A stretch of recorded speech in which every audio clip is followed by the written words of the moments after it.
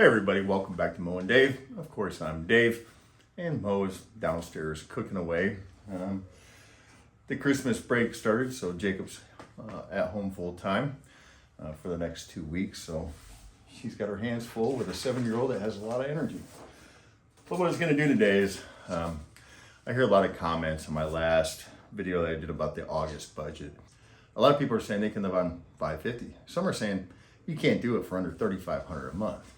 So, what does it take you to live like a king in the Philippines? That's the real question. Everybody's an individual. We all have different values of life. That's what makes us, being different. So, I think it's pretty judgmental on people when they come back at you and say, you can't do that or you can't do this. Well, I'm telling you can. So, what's the happy number? What's the number that can make or break you from coming to the Philippines or some of the other Asian countries, which I don't know a lot about living there, so I'm just going to stick to the Philippines. So we're going to jump into it. So you have to come here and figure it out and travel and figure out your comfort zone of what you can and can't have according to your budget, individual budget. So everything is different. Food, utilities, even your clothing, transportation, that's pretty similar across the board everywhere. But you just got to figure it out. So what's the magic number? At the end of this video, I'm going to get into what Mo and I spend, how much we put away, what our doctor costs are, the dentist costs, just your miscellaneous. I mean, a lawyer here for 1 hour is between 10 and 20 US dollars. 1 hour for a lawyer to do your paperwork. So your cost of living is so different than where you come from, and you get emotionally tied up into what you were in and how much it used to cost, and then you come here and you just can't believe that it doesn't cost the same as the US, because everybody compares. We were raised to compare everything. The Joneses have a new car, so I need a new car. Isn't that right? We're all comparing. But here, the best part about coming to the Philippines is you can set your life as an individual and not compare to anybody else. Now, there's a lot of guys here that have quite a bit of money. They drive around in the $80,000 vehicles. They have the, 20 million peso house. There's a lot of money over here. And then you have other guys that don't care about all that. Why? Because a lot of us had pretty nice things in the States. And we realize that your material things don't make you who you are. What makes you who you are is, individuality. So let's get into the video. I'm going to start off with choosing your lifestyle. What lifestyle do you want to have? Do you want that superstar, live on the beach, rock and roll, spend as much money, partying, alcohol, tons of women? That's available if you want it. I don't know what the cost of that is. But if you want more secluded, chilled, relax, area of a different beach resort, you can find pretty much anything you want. It's all about you, how much you have, what's your budget. Now, I got a budget that I can pretty much have every month for the rest of my life. And I have a pretty good savings tucked away. So I'm able to pick and choose what I want to do. And as an individual, I choose the lifestyle I'm in. I'm comfortable here. I have no stress here. So the lifestyle is a big thing. I mean, if you want to show off and do that kind of thing, then man, it's here to do. If you want a humble life and just relax with your woman and your kid, and if you don't want kids, find a woman that doesn't have kids or one that never had children, and you can travel and do all those kinds of things. We travel all the time, with or without Jacob. So I consider it the best of both worlds. Anyways, pretty much your transportation all the way around from different islands is about the same. Your rent is all over the place because there's no real set rent here. It's kind of like buying a property back in the States. You could get online, you could do a comparison, a comp for that neighborhood. If a house is for sale, you can comp and see what the other houses are. Here it's not. You could have one house for sale for 1.3 million and the house next door wants 5 because he wants it. There's no justification of anything here. So if I'm in Cebu and I want to get a condo, I'm probably going to be between 25 to 40, 50, 60,000 peso. But I don't want to live in Cebu. It's too big, too crowded, too smelly, too much traffic for me. There's a lot of people that live in Cebu that love it. It's just not my lifestyle. My individual lifestyle is different than others. So, yeah, Dumaguete, Manila, Davao, all these areas, the rent is all over the place because it's not set in stone. It's whatever they feel that day is what they want to rent it for. So, and they'll sit on an empty apartment for 2, 3, 4 months before they go, well, I'll lower it 1,000 peso, and then everybody will move in. They'd rather lose money and save face than lower the price 1,000 or 2,000 peso. But that's on them. It's their loss, you know. So rent is going to be all over the board, and I'm going to tell you what my rent is at the end. Some of you already know it if you watched other videos. Transportation, that's pretty much the same everywhere. What I do like is when we go to Cebu, the cabs are very, very inexpensive. 100 peso, 250 peso, $5 to get to and from places. Very inexpensive. Always jump in the white cabs. They're metered. The other ones aren't metered and they take advantage of you. So white cabs everywhere you go. In our city here in Calbayog, Western Samar, on Samar Island, we don't have cabs. We have the little trikes and stuff we got to jump on, which I don't even hardly fit in them. So that's why we have our own transportation. Utilities is the same thing. I think Samar is one of the most expensive islands as far as water and electricity. We just got our electric bill the other day. I got our water bill about 5-6 days ago. And what I'm seeing online is Samar is an expensive place. I got a very small apartment, 2-bedroom, 2-bathroom, small. It's got a garage, but it's small compared to the U.S. And my electric here is more than I paid in the Midwest. So I think last month we paid $6,600. I got it here on the paper. But that's over $114, $15 for this tiny little apartment. So, and food, that's pretty crazy no matter where you go and you travel around. Food does cost different. Everything's done on islands, so they're transporting by ferry semi-trucks full of food. So all these vegetables and fruit from different islands are getting transported all over the place. Certain islands can grow certain fruit, so what do? You just pay it. But I'm going to jump into my cost of living last month, which was November. We finally got all the bills, and I actually typed it all out. But I'm going to give you overall our hard bills, and these never really change. It's just a set number, and we know we're going to be within that number every single month. And of course, we're going to start with the rent, which is 15,000. Right now we're getting 58 peso, 58.5, 58.8, depending on what day I transfer money over. And I'll just throw out the budget. I have a 2,500 a month budget. I can go over or under, but I transfer 2,500 over, and whatever we don't spend, we just throw in the savings account. And I do have a bank here. It's in my name. Then we have a joint account, and then she has her personal account. So anyways, our rent's 15,000. That's $258 every single month, regardless. Up and down, depending on the pay. So it might go $251 one month and $265 the next month. It just depending on peso. Our Wi-Fi is 1,800 peso.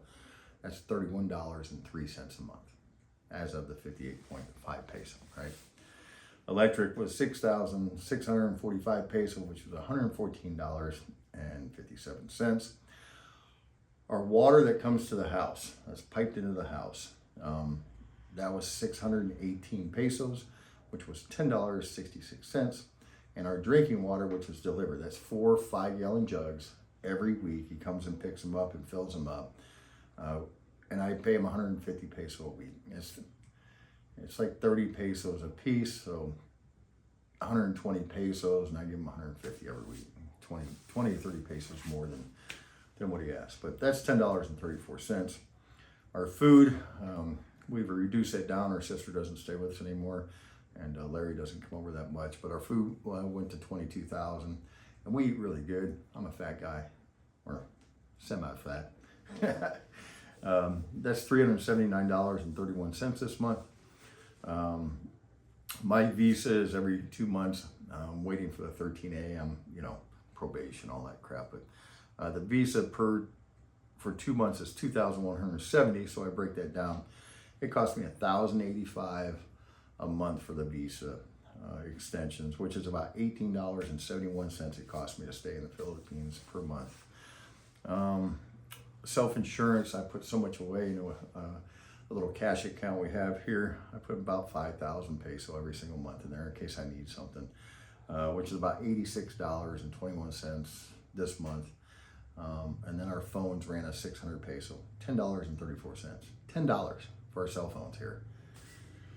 In the States, I was paying 130, 40 bucks a month. It just shows you the Western culture and what they dictate from us, because I talk to people in the U.S. from my cell phone here from the Philippines for 10 bucks a month. That is our hard bills, and it averages $900 a month. So this month we spent $909.17 for the month of November. That usually is around the same thing every month. This past month for the fuel on the scooters, I spent about $900 on fuel between the two scooters. 900 peso, which is $15.52. It's expensive here, and I know 15 bucks doesn't sound expensive, but it's about $4.50 a gallon for unleaded fuel here. That's why we run scooters. You go a long ways on 1 liter of fuel.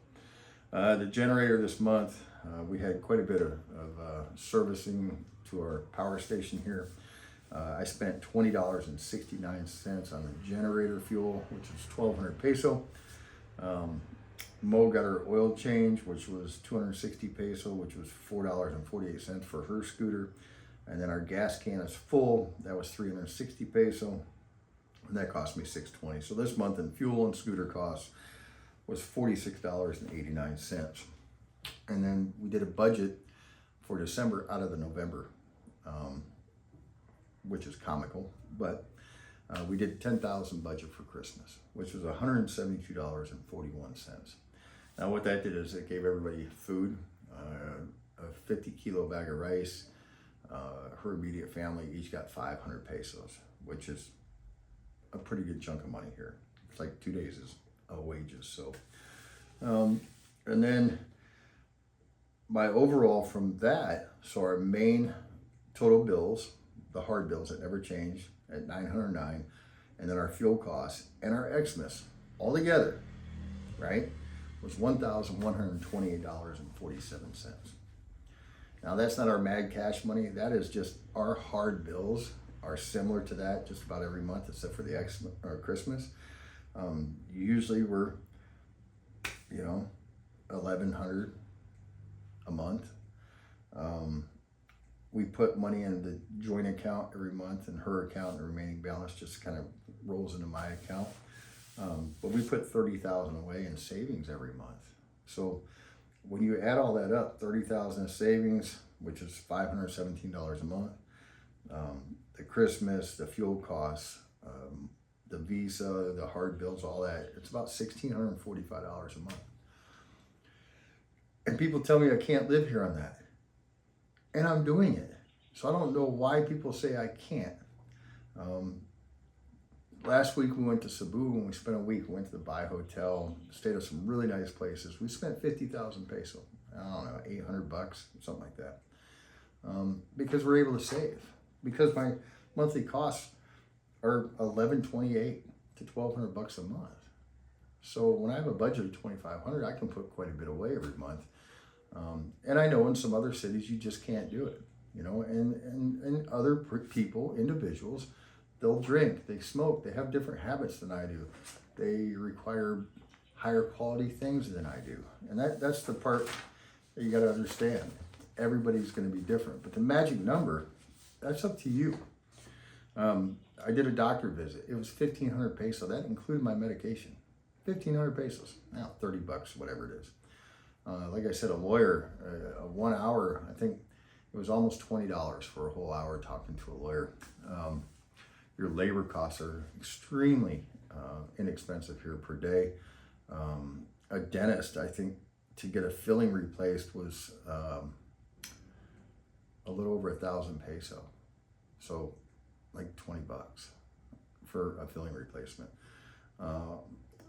Just your haircut alone, back in the States, I was paying like $32 at Supercuts with a tip. Here I pay 70 pesos now, so $1.20. So you're saving on a lot of areas. You can up the rent. I can find nicer places, but this is a really nice apartment we're in for $15,000. We can move into a house for $18,000 to $20,000 a month. I don't care. It's a 2-bedroom apartment. My neighbor's a foreigner also, expat, and he works on cruise ships, so he's never here. So I have the perfect quiet neighbor. So I think you take your time. My previous video, if you watch that, I'll talk about the 3 different apartments that we blew through in one year just to find a good place. And that video is explaining that you need to take your time when you're getting a place and really research it and research the area and what it sounds like at all hours of the night. So, but that's our budget. We didn't have a lot of big expenses this month. Like I said, I have a $2,500 a month budget. I can go up and down from that budget, but that's my comfort zone. And we spend about $1,600, $1,700 a month, and that's putting $30,000 away, and the rest just sits in the account. So, and we're able to take those vacations that we want, and we don't have an issue when it comes to medical and that kind of stuff. So, you need to have cash, immediate cash available if something happens, and that's why we have that emergency savings account. So, but I appreciate you guys watching. Hopefully this helps you guys out to make a decision. But if you're 2,500, you're good. I just don't want to answer a bunch of questions. Will 800 do it? Because it's individual. There's people here that I've met that are on $550 a month, and they make it work. I just don't want to live to that degree, and I don't want to be in that hardship and never have that emergency money. If I have to fly home, family emergency back in the States, I have that fundage available to be able to do that. So I appreciate you guys watching. You guys have a good holiday. I don't know if we'll get another video out before Christmas. And hopefully after Christmas, we'll put a video out. And Mo will definitely be in that video. You guys take care. And may Santa bring you everything you've wished for. And all you single guys out there, man, I wish you the best through the holiday season. And take care, everybody.